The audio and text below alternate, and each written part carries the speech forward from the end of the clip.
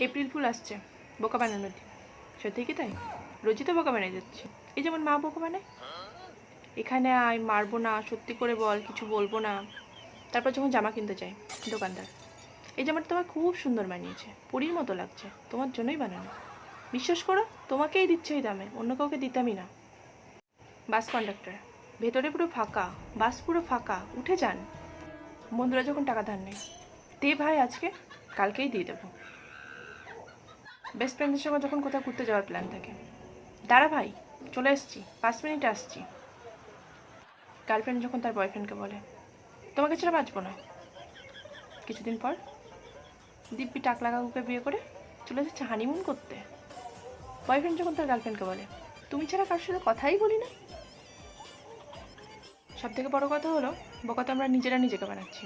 এই যেমন আজকে একটু আড্ডা মারি, কাল থেকে পড়তে বসবো, আজকে খেয়ে নিই, কাল থেকে ডায়েট করব। আমার মনে হয় রোজ রোজ যে বোকা বনে যাচ্ছি, সেটার থেকে এই একদিন এপ্রিল ফুল মানানোটা বিলাসিতা মাত্র।